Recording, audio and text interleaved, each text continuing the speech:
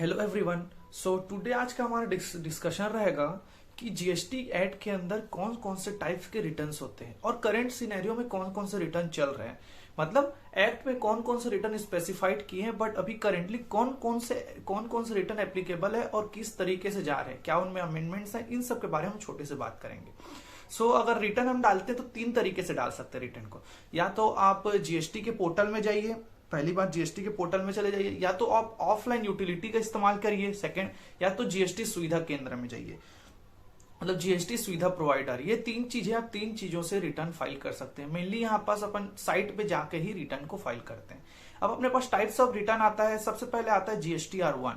अब जीएसटीआर1 क्या होता है? जीएसटीआर1 ये होता है कि डिटेल ऑफ आउटवर्ड सप्लाईज, आपने कितना सेल्स किया है, चाहे वो B2B हो चाहे वो B2C हो, इस चीज को आपको जीएसटीआर1 में मंथली बेसिस में 10th of the next month, मतलब 10 तारीख, अगले महीने के 10 तारीख तक आपको जीएसटीआर1 फर्निश करना पड़ेगा। एक्ट ये बोलता है। अब करेंट सिनेरियो में जीएसटीआर1 भी ऐसे ही चल रहा है, बट अगर आप इसको लेट करते हैं तो अभी करेंटली लेट फीस अभी नहीं हो रहा है, इंप्लाई नहीं हो रहा है।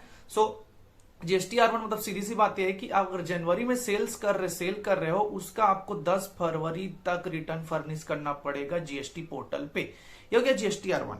फिर जीएसटीआर2 क्या बोलता है? अपना इनवर्ड सप्लाईज का एक्ट बोलता है कि इनवर्ड सप्लाईज का मतलब जो अपन आईटीसी क्लेम किए हैं, करने वाले हैं, उसको हम लोग को फर्निश करना पड़ेगा 15 तारीख तक, नेक्स्ट मंथ के 15 तारीख तक। मतलब जनवरी में आप जितना भी खरीदी किए हैं आईटीसी जिसका आप क्लेम करना चाहते हैं, उसको 15 फरवरी तक फर्निश कर दीजिए।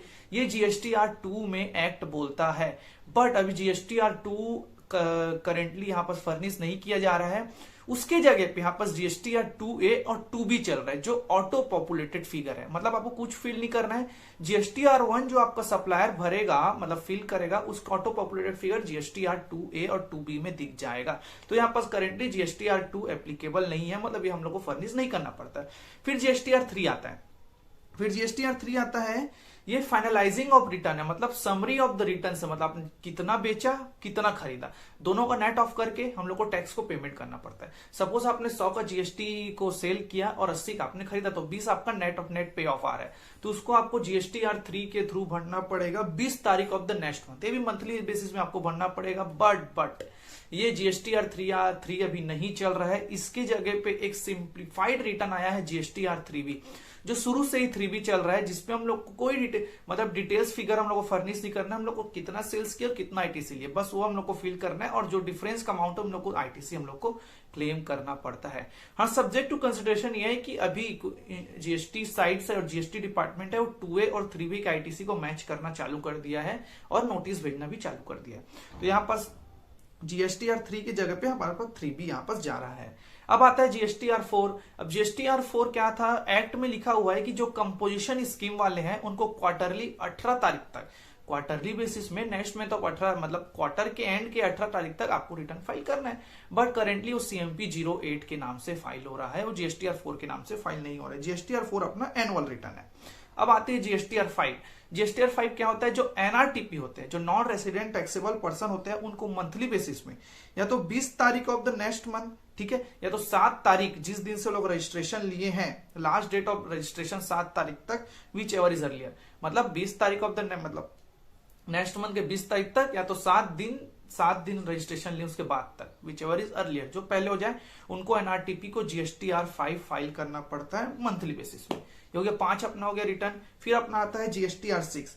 आईएसडी मतलब इनपुट सर्विस डिस्ट्रीब्यूटर, एक अलग से रजिस्ट्रेशन होता है आईएसडी के नाम से, उनको भी रिटर्न फाइल करना पड़ता है। उनको मंथली बेसिस में हर 13 तारीख को, मंथ के 13 तारीख को मंथली फ्रीक्वेंसी में आईएसडी वालों को रिटर्न फाइल करना पड़ता है। अब आता है जीएसटीआर7।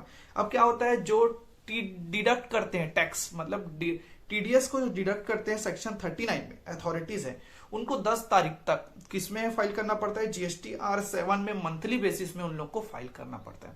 मतलब जीएसटीआर7 में क्या है? टीडीएस वालों का, सीधी सी बात है, जो अथॉरिटी जो टीडीएस क्लेम करते हैं उनको 10 तारीख तक फाइल करना पड़ेगा। अब जीएसटीआर8 क्या बोलता है? ई कॉमर्स ऑपरेटर, जो अपना ई कॉमर्स ऑपरेटर है और जो टैक्स को कलेक्ट करते हैं, सीधी सी बात, टैक्स को कलेक्ट करते हैं, उनका 10 तारीख तक रिटर्न जाना जरूरी है जीएसटीआर8 में।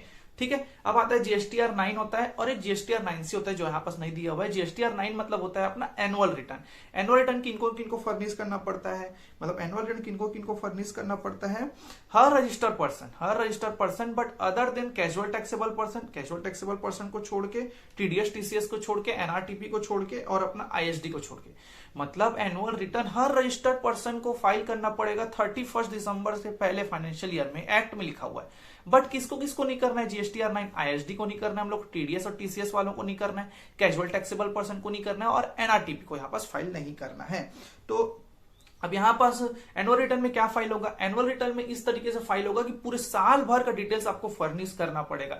अगर आप कुछ रेक्टिफाई करना चाहते हैं तो आपको यहाँ पास ऑप्शन मिलेगा कि अब पुरानी आपकी कोई गलती हुई साल भर में तो उसको यहाँ आप आके चेंज कर सकते हो। इसलिए अब आता है 9C की बात यहाँ पास आती है। 9C अपना जो होता है जिनका ऑडिट रहता है करेंटली, मतलब मेनली जो 5 करोड़ का टर्नओवर के आगे रहता है उनको 9C फाइल करना पड़ता है। बट वो एग्जाम्पशन, अभी कुछ एग्जाम्पशन चल रहा है नोटिफिकेशन के कारण, सो यहाँ पास उस चीज को 9C उन्हीं लोग को फाइल करना पड़ता है जिनको ऑडिट की रिक्वायरमेंट रहती है, जीएसटी ऑडिट की। अब जीएसटीआर 10 आता है। अब जीएसटीआर 10 क्या आता है, अपना फाइनल रिटर्न। फाइनल रिटर्न ये होता है कि या तो तुम्हारा जीएसटीआर मतलब का रजिस्ट्रेशन कैंसिल हो गया आपका, या तो आपने रजिस्ट्रेशन सरेंडर कर दिया, तो उस केस में आपको फाइनल रिटर्न फाइल करना पड़ेगा। अब फाइनल रिटर्न आप फाइल करेगा तो पूरा आपका स्टॉक सब चीज आपको बताना पड़ेगा, सीधी सी बात है। तो कब करना है, या तो 3 months from the date of the cancellation or the date of cancellation order whichever is later। मतलब जिस दिन आपका ऑर्डर आया, या तो 3 महीने ऑफ कैंसिलेशन, जो लेट हो जाए, जो बाद में हो, उससे पहले आपको रिटर्न फाइल करना पड़ेगा। जीएसटीआर 10 के रूप में आपको फाइनल रिटर्न करना पड़ेगा।